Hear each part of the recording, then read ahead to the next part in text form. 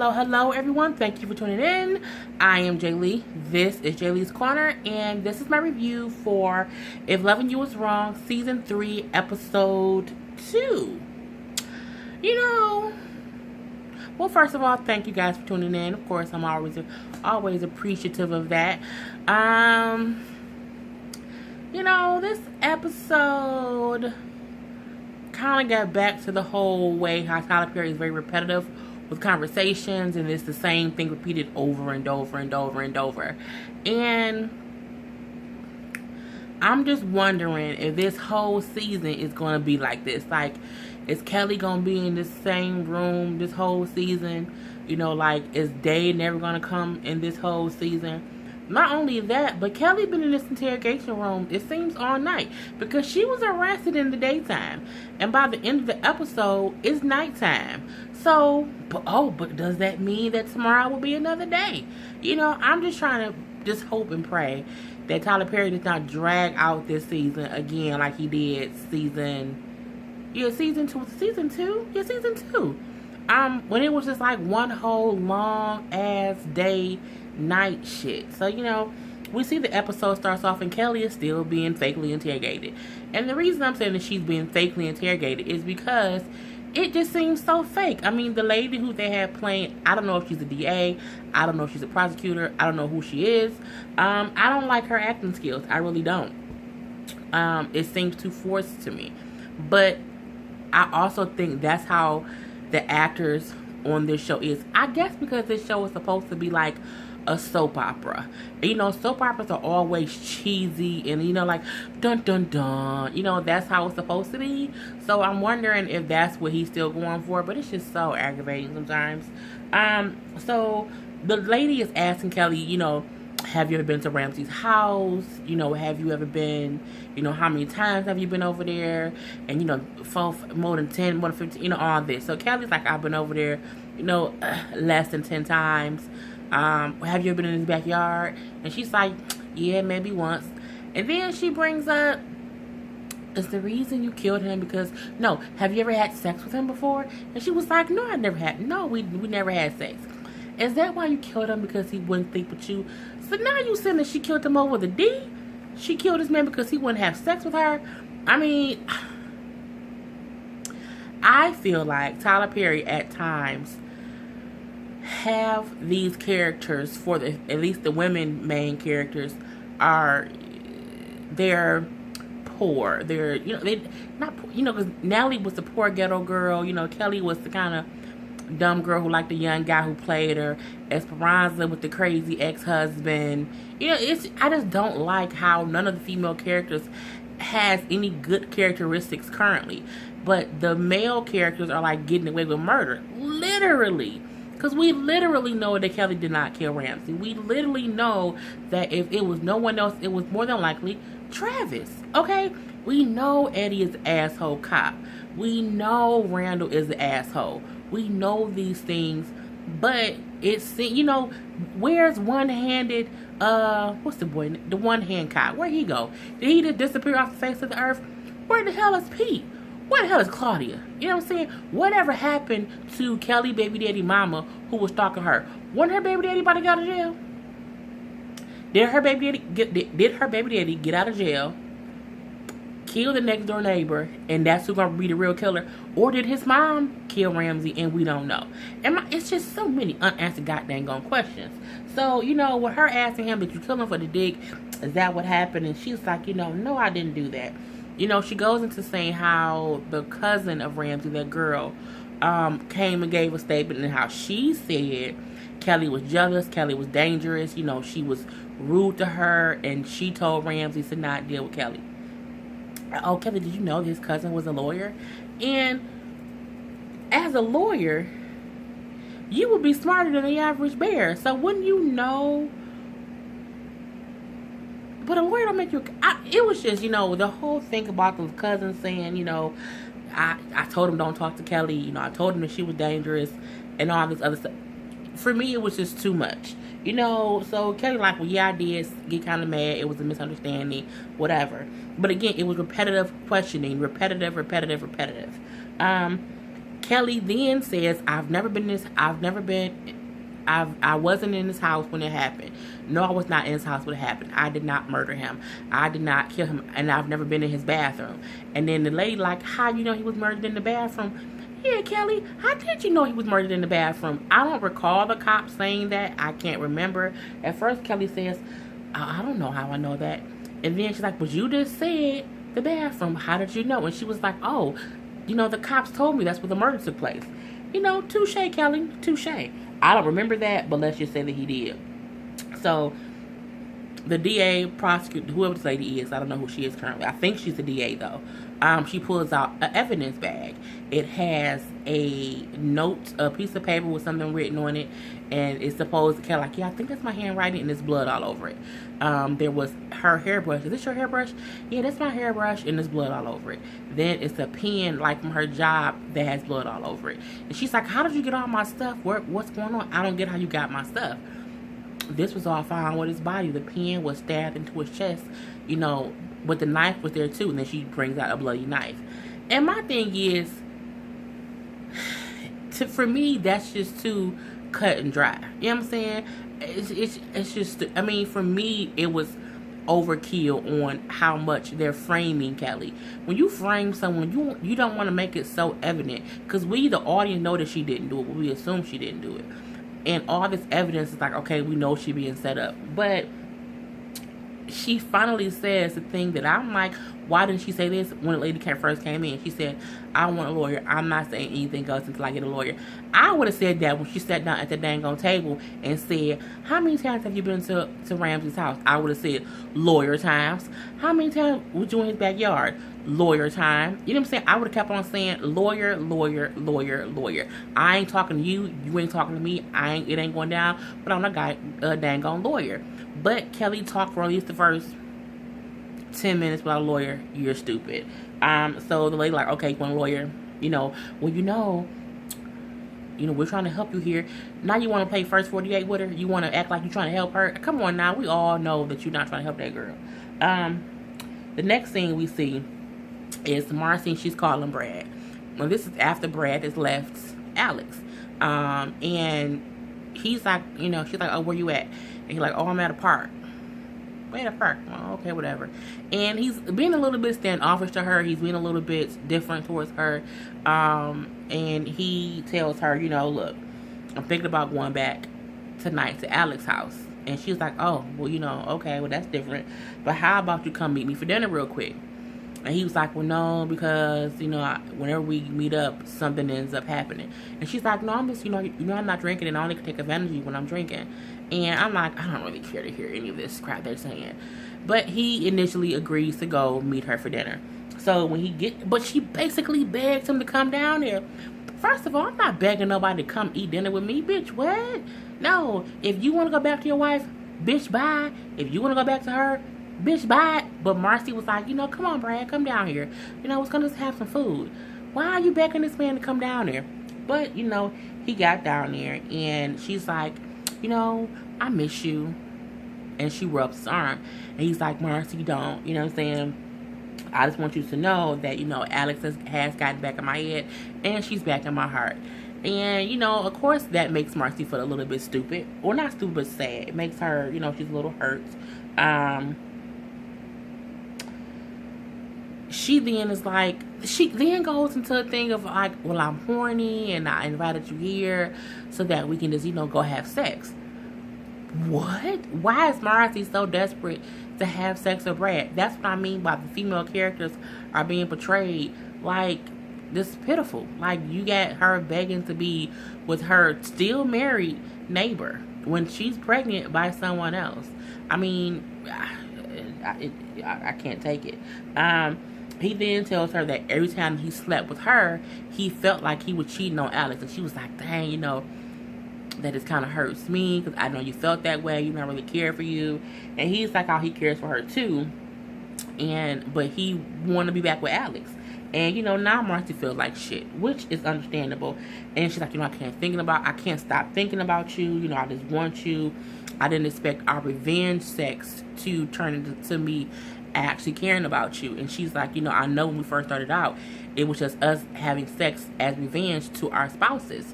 But I'm looking in the wrong place because it's on camera. But now my feelings are involved, and I'm just a little hurt because it turned into something that I didn't know it would turn into. And now he wants to go back with Alex. And, he's like, well, I'm sorry about that, but you are pregnant now. Because, she's pregnant. And he's like, so what are you going to do? Do you have any decisions yet? She's like, well, I don't know yet. I'm still figuring things out. And then he's like, well, do you want me to stay for dinner? And she's like, no, it's going to hurt either way. So you could just, you might as well leave. And so he does eventually leave. The next thing we see, Esperanza always coming up somewhere being judgmental and shit. She gets to Natalie's house, and she is still talking about the dang gun. And she's still acting like, oh my God, I can't believe she had a gun. And then to have her son pull the trigger. And Natalie like, well, be quiet because he's here. It took me long enough to get him quiet and, calm after everything that's happened. And she gets up to get them some wine and everything. But, but I'm like, Esperanza, why you talking all loud? Because she's like, can you believe it, Kelly? Can you believe it, Natalie? A gun? Bitch, why you so loud? I just told you the kids in the back chilling. Hush up, heifer. I do not like Esperanza this season. I did not like her much towards the end of last season either. I just feel like her role is the judgmental friend. She's the friend who really picks sides based on what she feels is right, even though half the time what she thinks is right is stupid and wrong. But, I'm not going to get into that. So, I just can't believe she had a gun. Why wouldn't she have locked up? That's so dumb, blah, blah, blah, blah. She then, Natalie finally admits that, because, she was like, Natalie, why are you acting like everything's okay? That's a little weird. And she was like, well, because I'm the one who told her to get a gun. And she's like, why would you do that? She's like, well, you don't know what she's been going through with Travis. Travis has really been harassing and stalking her, so I told her to get a gun for protection. Man, she then said, I just should have told her to put the gun up. I didn't get to tell her that part because everything happened so fast. But then Esperanza admits that she herself has a gun. Well, bitch, why you was acting so appalled that she had a gun? You weren't acting appalled that the gun wasn't put up. You was acting appalled that the fact that she even had one in her house. But you got one at your house? Bitch, what? Again, that's why I don't like Esperanza, because she seems to be more judgmental than she used to be. And, Natalie even admits that she has a gun, but it's locked up. So my thing is, Esperanza, shut the fuck up. But yeah, so Esperanza asked her to get more wine. Of course, for Esperanza to be a parent, she always getting drunk, and she ain't never got her dang on daughter with her. Okay. Lucian and Eddie are, Lucian walked into the interrogation room, and what is Eddie doing? Eddie is in the damn corner, pissing in the corner. And he says, I told y'all I had to go to the bathroom and y'all wouldn't let me go, so I'm just gonna piss in the corner. I wish somebody would have killed Eddie already. Lucian and the Eddie scene to me was pointless. A little bit. It was pointless until they got to the end of it. It was basically Lucian trying to get Eddie to confess to his crimes, and Eddie trying to get Lucian to confess that he's FBI. It was a back and forth thing where Lucian put out a record like, okay, let's have this conversation. Okay, you were pulled over in the car that you was throwing the cocaine in, right? Trying to get Eddie to confess to things that he's done. And Eddie like, what I'm saying? Let's play a game. Let's play the question game. And again, when they were going back and forth, I'm like, why? Just this repetitive back and forthness of Eddie saying, you're FBI, right? And then Lucian saying, just admit you did this right. Back and forth, until Eddie goes until he says, you know what, Lou? We were both in the military. When we left, I went to Seattle. You went to Virginia. And Lucian was like, yeah. And he was like, but, there's a 2-year gap from the time that you was in Virginia to when you came here. And he was like, okay. He was like, so where was you at for those 2 years? So Lucian was like, whatever. So then Eddie says, but think about this. From when I went to Seattle and before I came here, I had a 3-year gap. So the bigger question is, where was I for those 3 years? And I'm like, Eddie, where were you for those 3 years? And it made Lucian say, yeah, Eddie, but where you for those 3 years? I'm like, did Lucian not know there was a 3-year gap? I mean, did he not know that? Because he looked a little surprised. He didn't, I'm like, and I feel like if he knew, he would have said, oh, you was getting trained to be a special agent from the goddamn on Teen Titans. Whatever. He could have said whatever. And he basically doesn't say anything of where he was. I just bit my lip. He doesn't say where Eddie was. And Eddie was like, that's your homework. Go figure that out. When you come back here, you can tell me about it. And I'm like, damn. Because that was Eddie's way of saying, you went to be FBI and it took you 2 years. But maybe I'm over you because where I went, I was gone 3 years. And I'm like, this is my thing that better not happen. Eddie better not come out to be like a CIA agent. You know what I'm saying? Like all this time we think he been doing dirt, but he really been working the case too, and he not so much of an asshole. But I don't think that because Eddie's done too much dirt to be CIA. So my thing is, but where were you for those 3 years? So Lucian of course leaves out, and then him and Steve are having a conversation, and Steven lets Lucian know their boss is basically coming to town to talk to them with Eddie. And Lucian like, why would he do that? That would like kind of blow our cover with him. Why would he want to come here and talk to us? Talk to Eddie with us there. And he's like, are you sure we crossed all our T's and dotted all our I's? Like, are you sure?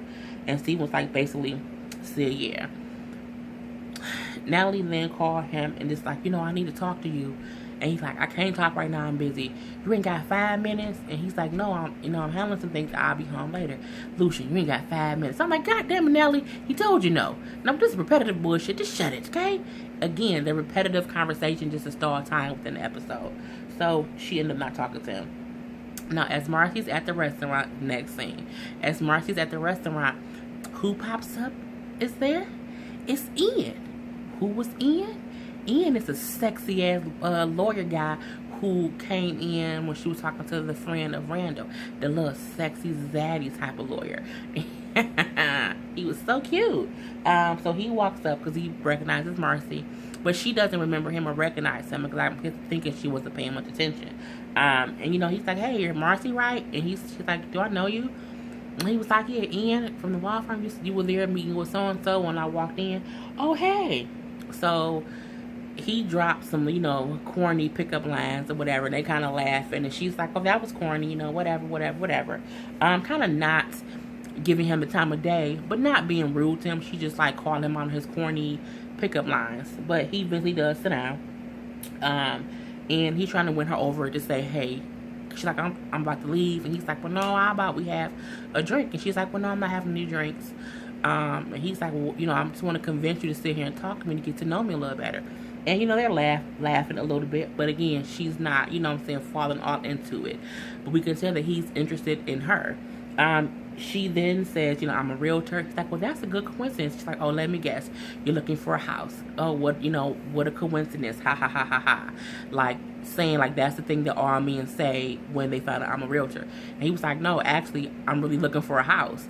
And she's like, oh, okay, well, no, here's my card. What kind of house are you looking for? And he's like, I don't know, but I think I'll know it when I see it.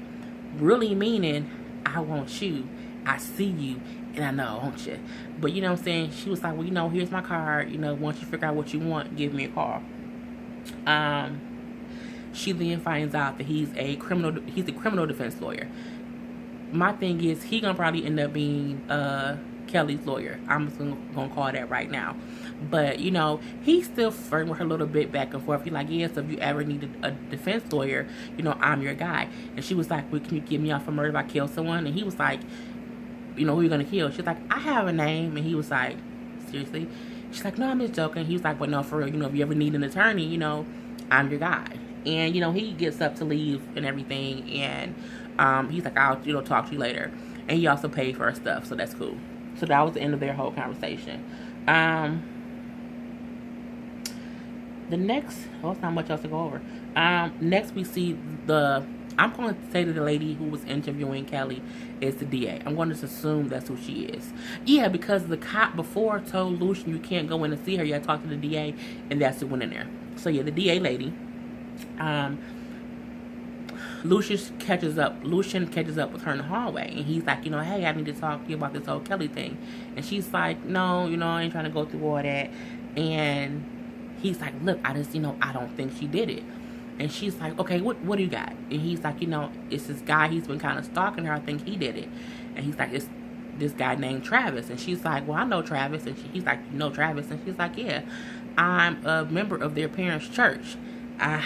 Everybody who's been involved in this whole Kelly situation in some way has been connected to his parents' church. Remember, Kelly's initial lawyer was a member of her church. Everyone that Kelly ends up coming in contact with in some shape or form knows Travis's parents. So my thing is, are they all setting her up? Because it can't be a goddamn coincidence. The one thing I did like about the DA lady is when Lucian said to her, look, he's been stalking her, he's been kind of going after her, I think she did it. But she then says, look, I don't see how that's possible. We have the victim saying her name on tape. But if you have evidence that she didn't do it, you got to bring it forth. And he was like, are you sure it was Ramsey on the recording? And she's like, well, we have said like voices of him, so we're comparing it, but it does sound like him. And my thing is probably was gonna be Travis. You know what I'm saying? It's gonna be some bullshit in the mix. But she does say to him, if you have evidence that it's not her, you need to bring it forth, because right now it's not looking good for her. And he said, can I go talk to her? And she was like, well, because she asked for a lawyer. And he's like, well, yeah, that's smart. And she was like, yeah, if you're guilty. Something like, well, you trying to say that if you're innocent, you shouldn't get a lawyer? That part to me sounded dumb. To say she only asked for a lawyer because she's guilty. No, you ask for a lawyer when you are innocent.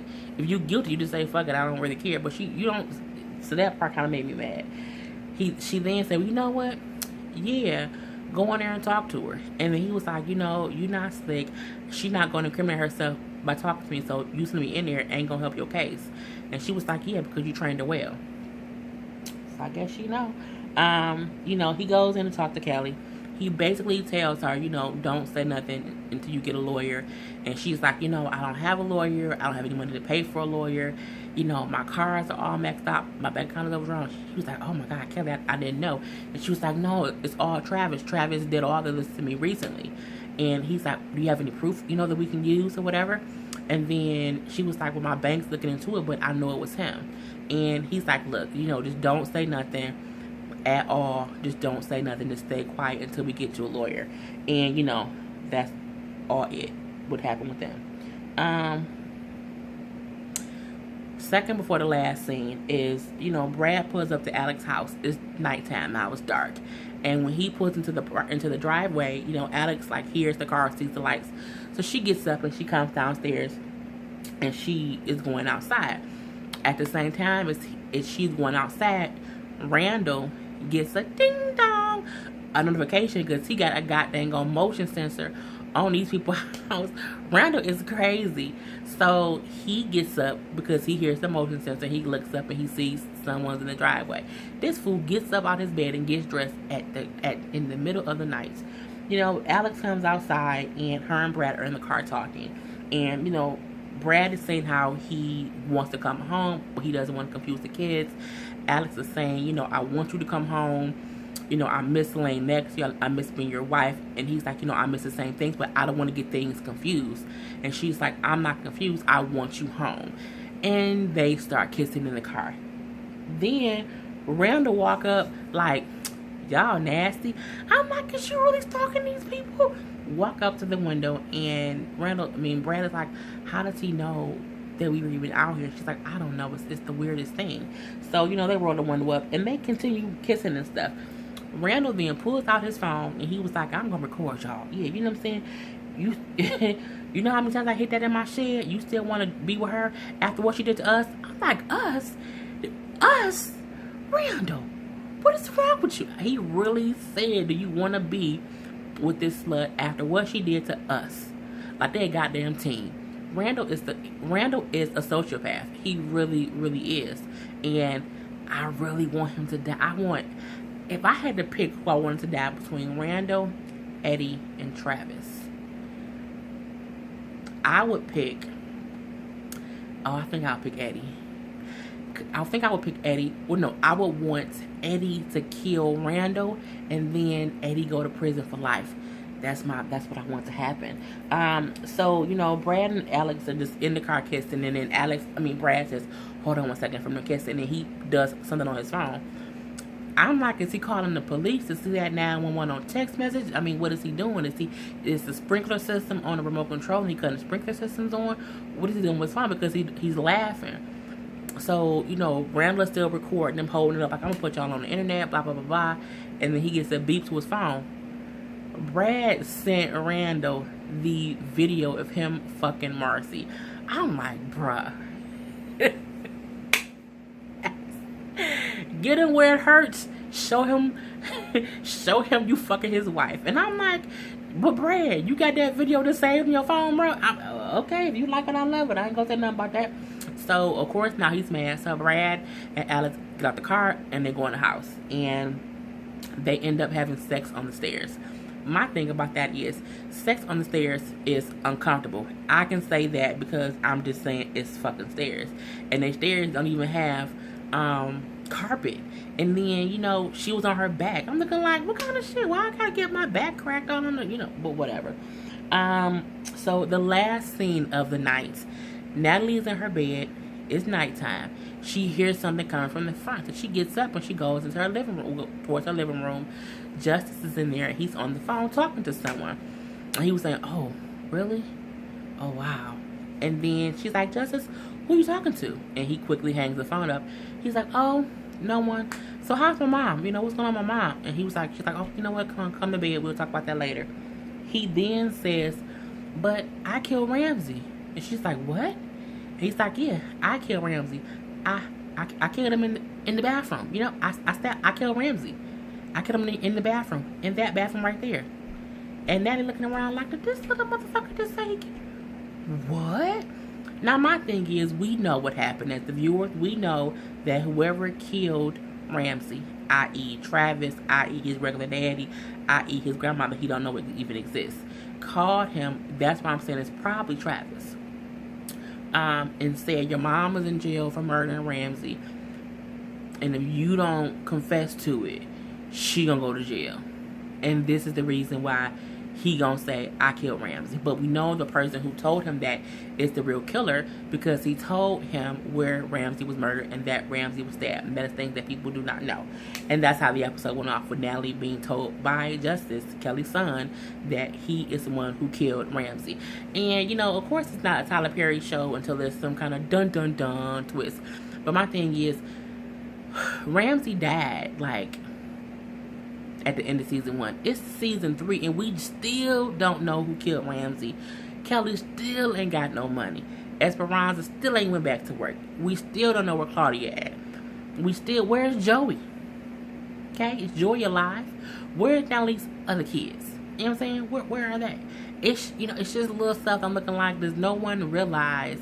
I mean, did Alex bury her parents? No? She didn't? Okay. Just little stuff like that. Where is Randall's mama? Is she in the hospital still? Why he ain't went and visited her? It's just little things. I'm like, he keep adding these twists and turns that are interesting. I completely get that. But why are you giving us more when you haven't completed shit from before? If you can at least tell me where Claudia at. Not only where's Claudia, her mom. Where's the goddamn gone Mexican drug dealing guy who was looking to get Eddie killed? Where he at this season? Okay, you know, it's just so much unanswered things. But, you know, it was a good episode for the most part. So, you know, let's hope the next episode is just as progressive as this one was. I'm going to need the next episode to at least be the next morning. It cannot still be this night. I do not want another episode from tonight. So, that is my review for If Loving You Is Wrong, Season 3, Episode 2. I am Jay Lee. This is Jay Lee's Corner. Remember to subscribe to my channel, to like my videos, to share my videos, and as always, drop a comment below. Peace.